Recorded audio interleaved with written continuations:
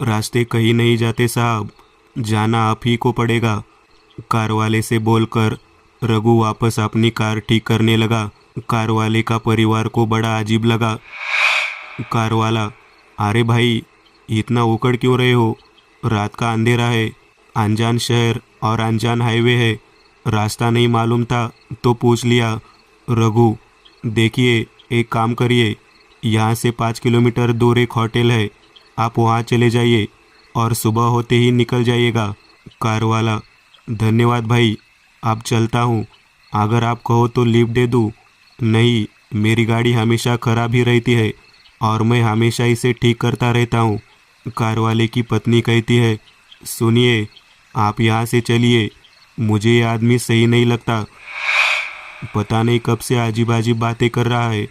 Car वाला अपनी गाड़ी लेकर चल देता है और रघु उन सबको जाते हुए देख हंसने लगता है।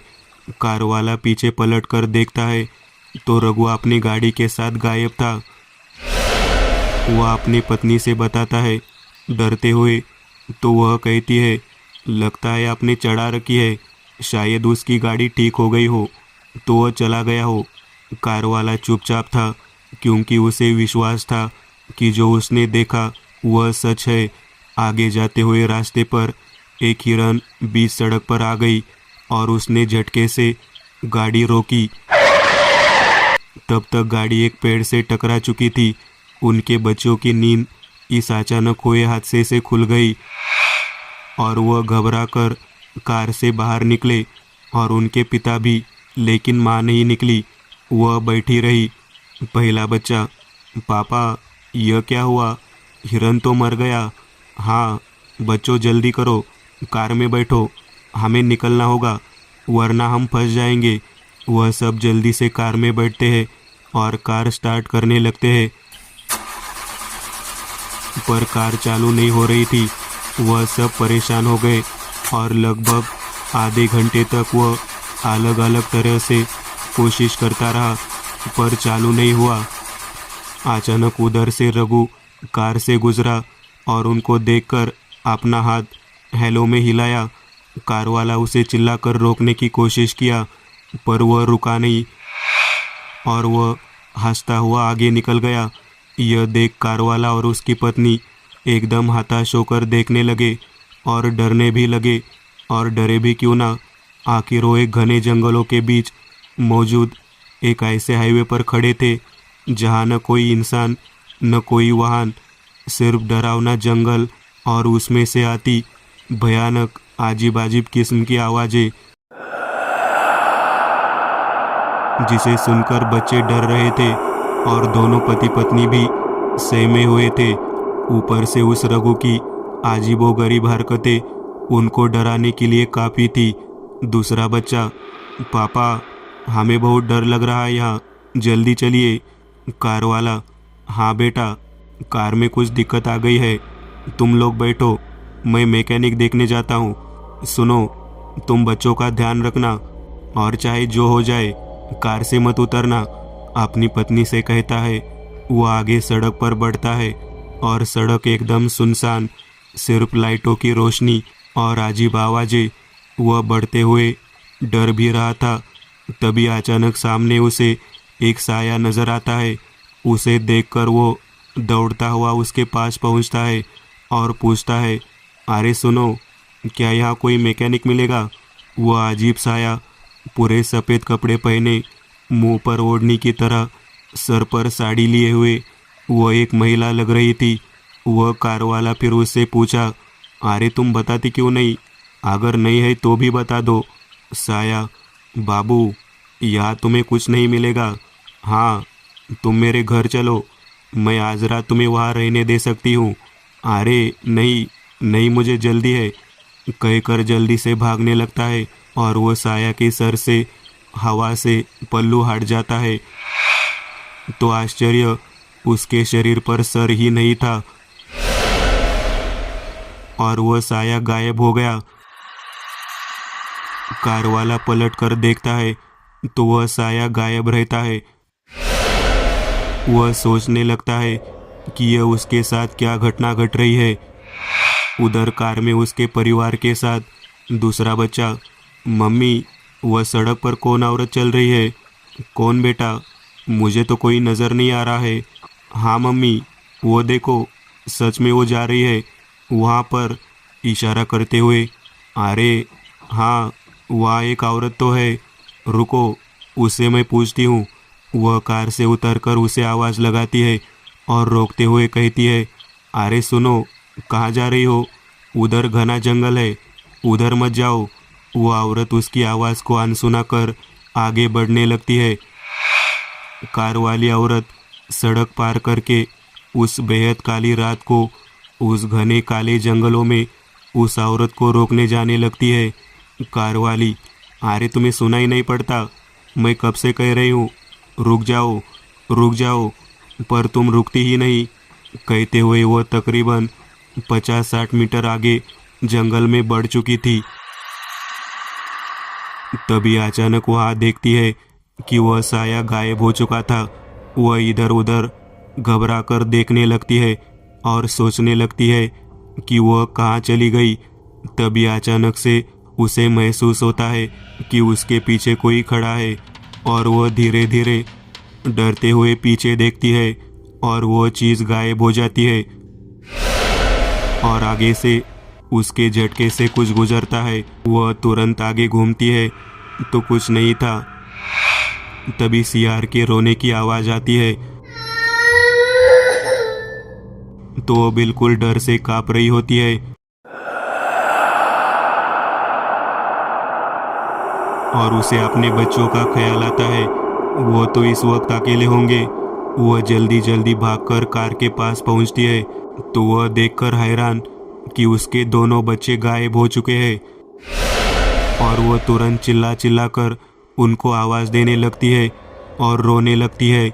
उस सुनसान हाईवे और घने जंगलों में उसका आवाज़ पूरी तरह से गूंज रहा था। चट्टानों से लेकर सोए पशु पक्षियों तक उसकी चीख सुनकर जाग गए। वह महिला कार के पीछे वाले जंगल में चिल्लाती हुई जाती है और जैसे ही वह आगे बढ़ती है तो कुछ ही दूरी पर वह साया फिर नज़र आता है और बच्चों की मम्मी उसे फिर आवाज़ देती है, पर उस औरत का साया बिना कुछ सुने और बोले आगे बढ़ती जा रही थी और बच्चों की मम्मी उसके पीछे जाने लगी। तभी किसी और से उसके बच्चे की आवाज़ आई, मम्मी। उनकी माँ घबरा कर चिल्लाई, बेटा, और ज़ोर ज़ोर से रोने लगी। वह महिला उस साये को छोड़ अपने बच्चों के रोने की दिशा में भागने लगी और कुछ दूर जाने पर देखा तो उसकी आंखें फटी रह गई। उसका एक बेटा वहाँ पर मरा हुआ पड़ा था, जिसका सीना चीरकर दिल निकालकर किसी आधा खाकर वही लाश फेंक कर चला गया।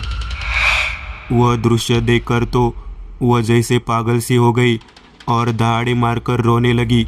वह दृश्य देखकर कोई भी हताश हो सकता था। पीछे से उस महिला के कंधे पर कोई हाथ रखता है और वो तुरंत पलट कर देखती है तो वह उसका पति रहता है। क्या हुआ? तुम यहाँ जंगल में क्या कर रही हो? तुम्हें तो कार में होना चाहिए। देखिए ना, ये क्या हो गया? किसी ने हमारे बेटे को इतनी बेरहमी से मार डाला। हे भगवान, ये क्या हो गया? वह कार वाला अपनी नज़र उस ओर घुमाता है और वह दृश्य देखकर डर जाता है और सर पकड़कर रोने लगता है। कहीं दूर फिर उसके दूसरे बेटे की चीख सुनाई देती है और वह सुनकर कार वाला कहता है, जल्दी चलो, वरना हम दूसरे बेटे से भी हाथ धो देंगे। जल्दी जल्दी वह दोनों आवाज़ की दिशा में बढ़ते हैं। कुछ दूर जाने पर उसके कपड़े नजर आते हैं। वह उसे देखकर घबरा जाते हैं और वहीं बैठकर रोने लगते हैं। तभी ऊपर पेड़ से एक लाश पेड़ की लताओं में लपटे हुए नीचे आ गिरती है और वह उसे देखकर चिल्ला उठते हैं और जल्दी से लताओं को खोलकर वह देखते हैं कि वह उनका दूसरा बेटा था और उसकी हालत भी बिल्कुल पहले बच्चे जैसी की गई थी। दोनों पति पत्नी एकदम डर कर और घबरा कर बेतहाशा भागने लगते हैं। तभी पत्नी का पैर एक पत्थर से टकराता है और वह गिर पड़ती है। तभी उसके गले में एक फंदा आकर फंसता है और वो ऊपर हवा में उठने लगती है और पति चिल्लाता है, नहीं, छोड़ दो उसे, छोड़ दो। आसपास कोई नज़र नहीं आ रहा था। तब तक उसकी पत्नी मर चुकी थी और फंदा ढीला होकर नीचे गिर गया। उसका पति उसका नब्ज देखता है तो वह मर चुकी थी। तभी उसके पीछे किसी के होने की आहट होती है और वह घबराया और डरा हुआ पागलों की तरह भागने लगता है। वह भागते हुए अपने कार के पास पहुंचता है तो वह साया उसके पीछे कार तक आ जाता है। उसे देखकर वह फिर सड़क की ओर भागता है और जैसे ही सड़क के बीच में पहुंचता है उसे एक बड़ी गाड़ी उड़ाते हुए चली जाती है। इस तरह से सारा परिवार एक ही रात में उस हाईवे पर घने जंगलों में मारा जाता है।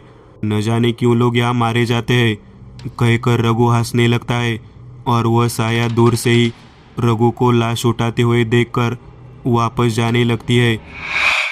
कहीं दूर एक सोसाइटी में 4 दोस्त साथ बैठे थे। कमल, यार बहुत दिन हुए, कभी पार्टी नहीं हुई। मनु, झूठ क्यों बोलता है, अभी 1 महीने पहले ही ज़बरदस्त पार्टी हुई थी। 1 महीने पहले की पार्टी को पार्टी कहते? पार्टी तो रोज़ होनी चाहिए। हाँ हाँ, क्यों नहीं, यहाँ सब तेरे जितने आमिर जो है। सुधा ने कहा। सही कहा दीदी, हमें तो रोज़ नौकरी करनी पड़ती है और इसके पास तो बिजनेस के पैसे हैं। मिनी ने कहा।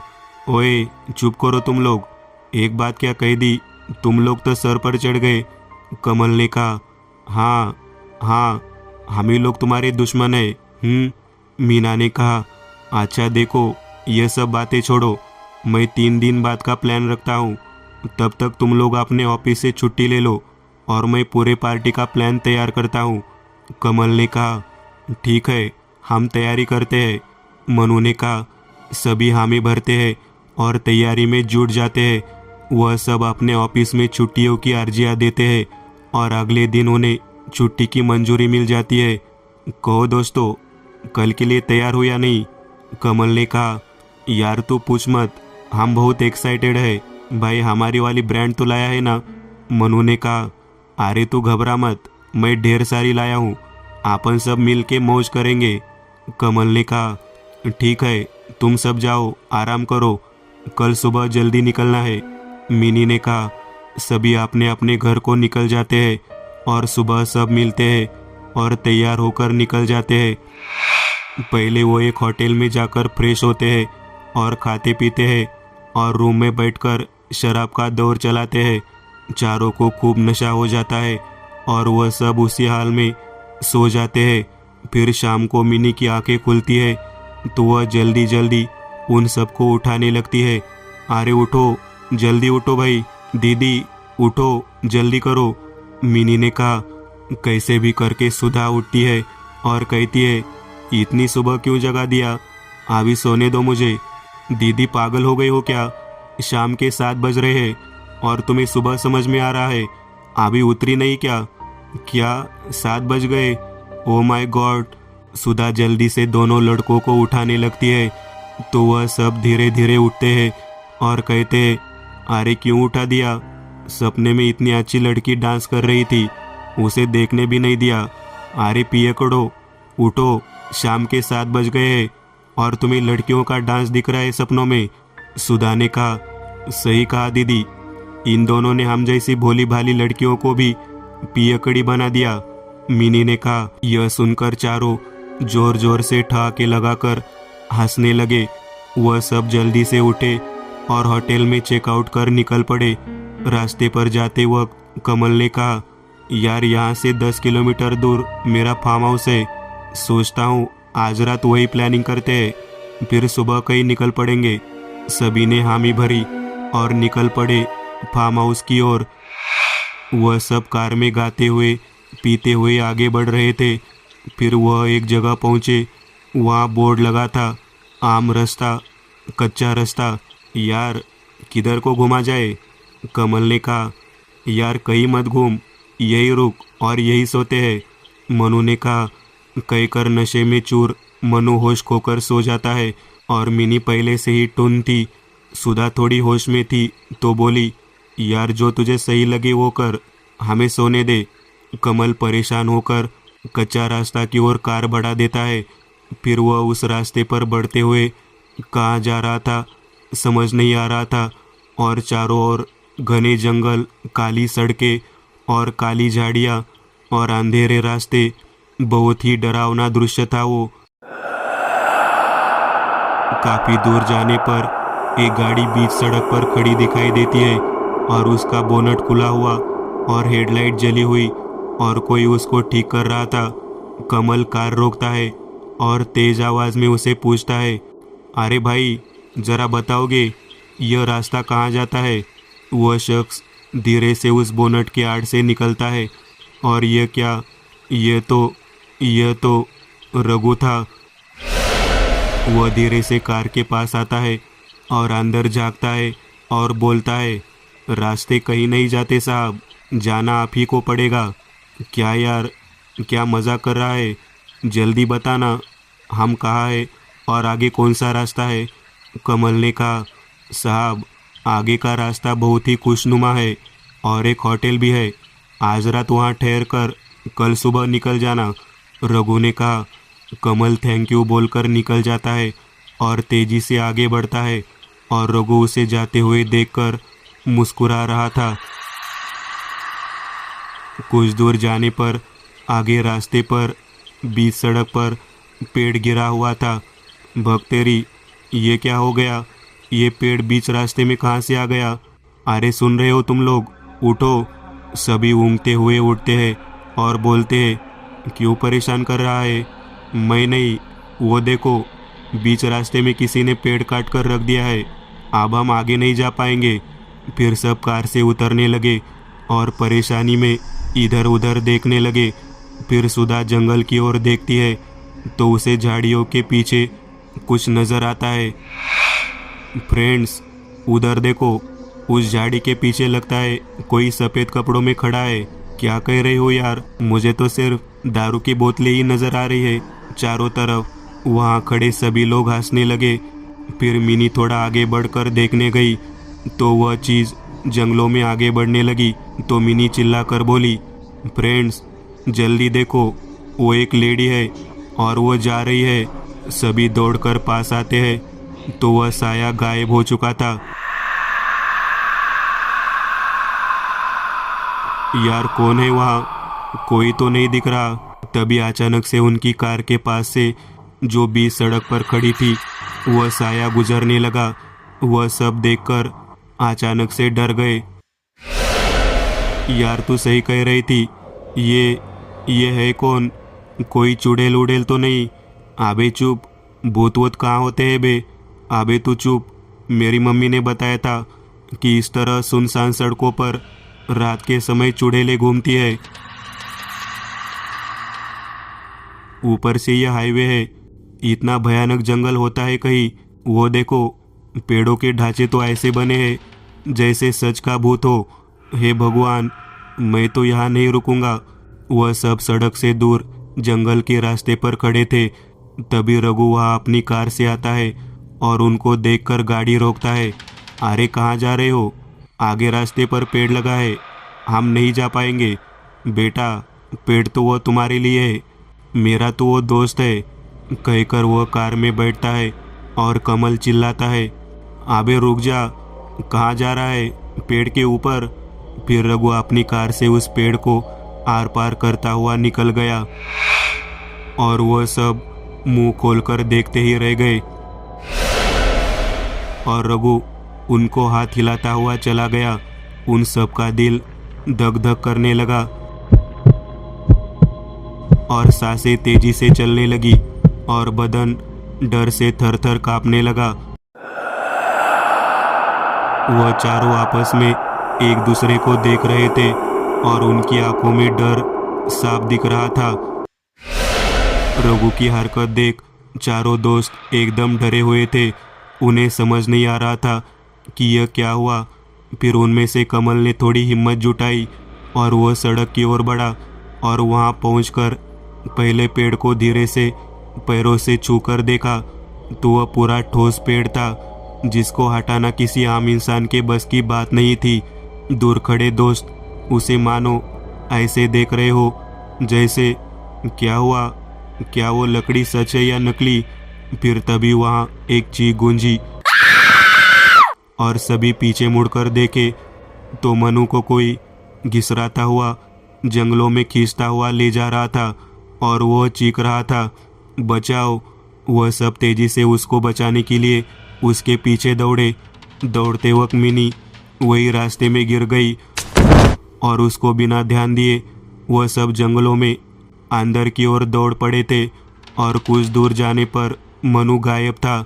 अब वहाँ पर केवल कमल और सुधा बचे थे। कमल हाँफते हुए, सुधा, मिनी कहाँ है? वो तो हमारे साथ ही थी। सुधा चिल्लाकर, क्या? मिनी कहाँ है? ओ प्लीज़ कमल, उसे ढूंढो। कमल झुंझलाते हुए, अरे यार पागल हो गए हो, मैं किसे किसे ढूंढूं?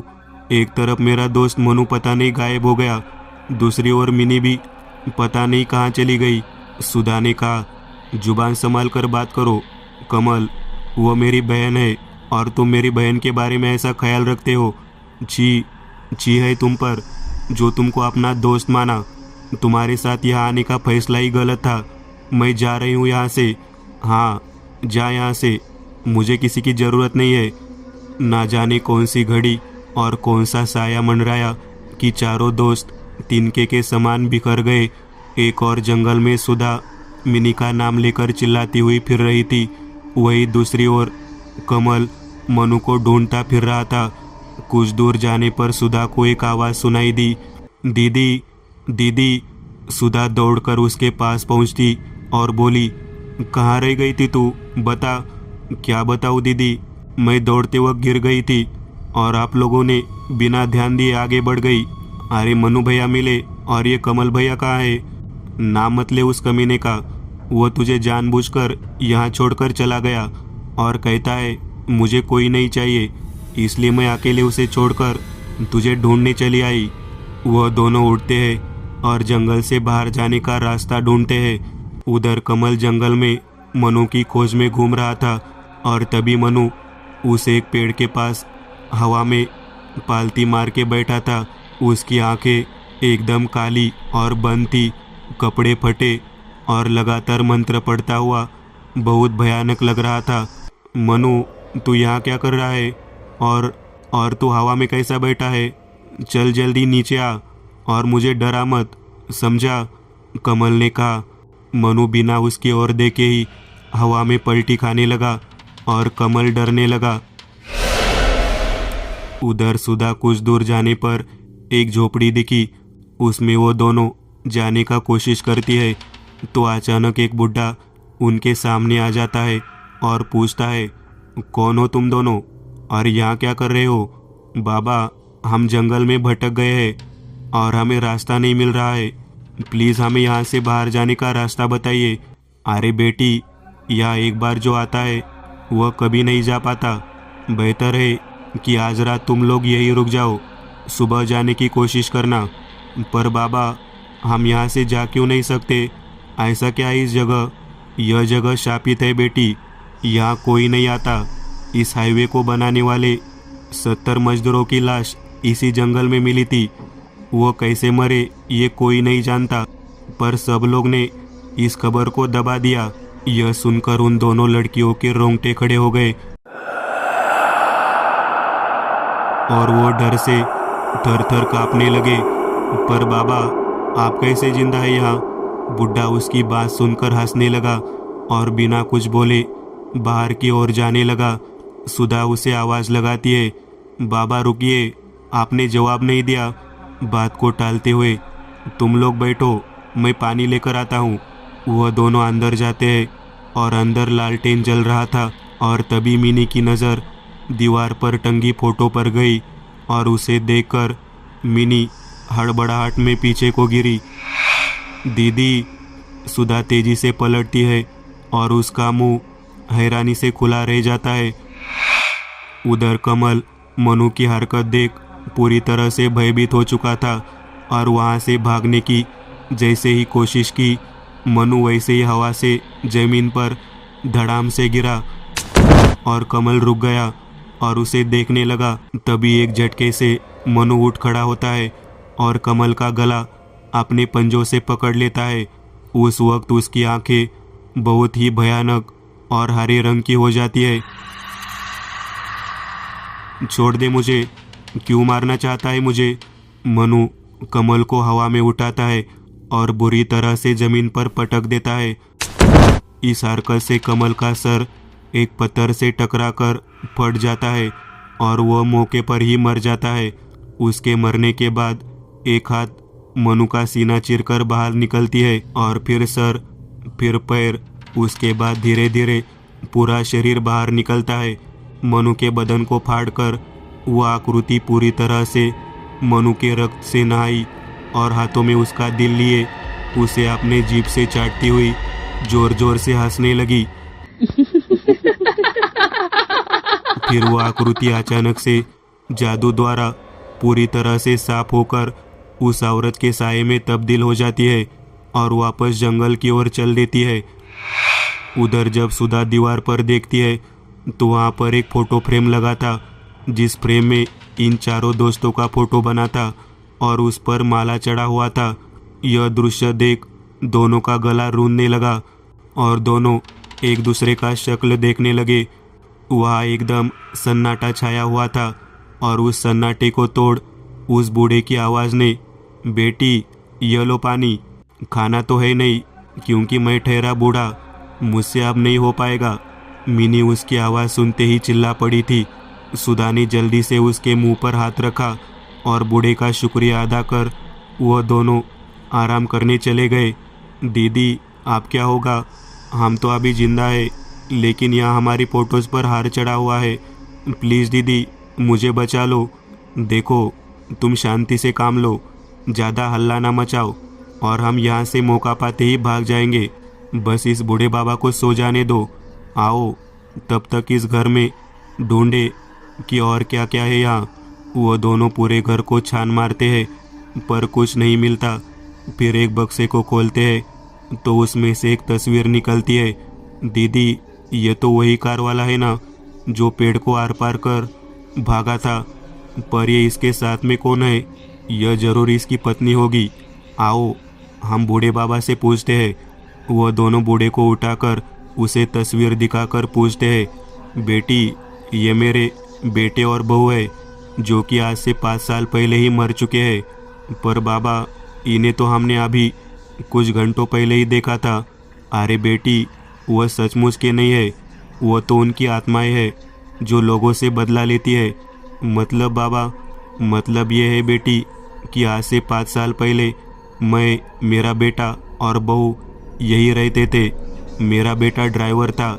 एक बार इसी हाईवे से गुजरते हुए उसके मालिक और उसके दोस्त शराब पीने यहाँ चले आए और उनकी नीयत नशे में होने के कारण मेरी बहू पर खराब हो गई और वो रघु को कार साफ करने के बहाने बेचकर मेरी बहू के साथ दुष्कर्म कर दिए। और जब रघु लौटा तो वह यह देखकर उनको मारने लगा तो उनमें से एक ने बंदूक निकालकर उसे मार दिया और उनकी लाश इसी जंगल में फेंक दिया। उसी समय से वह दोनों यहाँ आने वाले हर शख्स को अपना कातिल समझकर जान से मार देते हैं। मिनी ने इतना सुना ही था कि वह जोर जोर से रोने लगी। दीदी प्लीज़ मुझे बचा लो, प्लीज़ मैं मरना नहीं चाहती। सुधा उसे चुप करते हुए कहती है, बाबा तो क्या हम भी? बीच में बात अधूरा छोड़ देती है। हाँ तुम भी, तुम लोग भी नहीं बचोगे, सब मारे जाएंगे।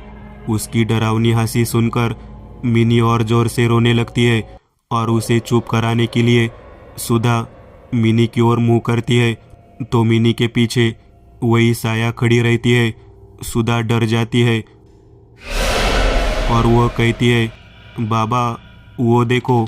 जब बूढ़े की ओर अपना सर घुमाती है तो वह आश्चर्य से डूब जाती है क्योंकि वह बूढ़ा वहाँ से गायब रहता है। सुधा वहाँ से तुरंत उठकर मिनी को लेकर तुरंत भागने लगती है और रास्ते में भागते वक्त उन दोनों का पैर किसी चीज़ से टकराकर गिर जाती है। जब दोनों उठने की कोशिश करती है तो मिनी की नज़र उस चीज़ पर पड़ती है जिससे वह टकराती है। सुधा तुरंत नज़र घुमाती है तो वह कमल की लाश रहती है। वह दोनों फिर से उठकर भागती है तो फिर किसी चीज़ में लड़कर गिर जाती है और इस बार चीखने की बारी सुधा की थी, क्योंकि वह लाश मनु की थी, जो कि पूरी तरह से चिथड़े चिथड़े हो चुकी थी और सुधा पूरे उसके खून में नहा गई थी। तभी उस औरत का साया उन दोनों लड़कियों के बीच में आ जाता है। तभी मिनी गुस्से में चिल्लाती हुई उठती है और उस साये के सर से साड़ी का पल्लू हटा देती है और वह डर से और दोहरी हो जाती है। उस साये के सर पर कंकाल खोपड़ी था। सुधा भी यह देखकर डर जाती है। तभी वह साया मिनी को गले से पकड़कर हवा में उठा देता है और वह छटपटाने लगती है और सुधा उसे पकड़कर जोर से खींचने की कोशिश करती है, तो उसकी गर्दन उखड़कर साये के हाथ में रह जाती है और उसका धड़ सुधा के हाथ में आ जाता है। वह चिल्लाती है, नहीं मेरी प्यारी बहन। उसका यह हाल देखकर वह बहुत जोर जोर से चीखकर रोने लगती है और उधर वह साया मिनी की खोपड़ी लेकर उसका खून किसी नारियल पानी की तरह पीने लगी और सुधा यह देखकर जैसे पागल हो गई। वह उस साये को जोर जोर से मारने लगी, मगर सारा वार खाली जा रहा था, क्योंकि वह साया धुएं के समान था और सारा वार आर पार हो रहा था। फिर वह साया सुधा का गिरेबान पकड़कर उठाकर फेंक देती है और वह एक पेड़ से जा टकराती है और उसके मुंह से खून निकलने लगता है। वह साया उसके पास जाती है और उसके होठों से बहते खून को अपने जबान से चाटने लगती है और जोर से हंसती है, मैं तुम्हें नहीं छोड़ूंगी, मार डालूंगी। वह साया अपने सहित सुधा को हवा में लेके जाती है और एक पेड़ पर लटकती हुई एक रस्सी को उसके गले में बांधकर उसे फांसी पर लटका देती है और फिर उसके लाश को जोर से खींचकर 2 टुकड़ों में बांट देती है और उसके शरीर से बहते रक्त को पीने लगती है। फिर उधर जंगल में से कहीं से रघु आता है और वह साया और रघु एक दूसरे को देखकर शैतानी हंसी हंसने लगते हैं। इसी प्रकार कुछ देर हंसने के बाद रघु सारी लाशों को इकट्ठा कर हाईवे पर खड़ी अपनी कार में ले जाता है और रखने लगता है और हमेशा की तरह वह साया दूर खड़े होकर उसे देखते हुए जंगल की ओर जाने लगता है। न जाने क्यों यहाँ लोग मारे जाते हैं, कहकर रघु जोर जोर से हंसने लगता है और सारी लाशों को उठाकर गाड़ी में भरने लगता है। फिर यह सिलसिला हमेशा ऐसा ही चलता रहता है।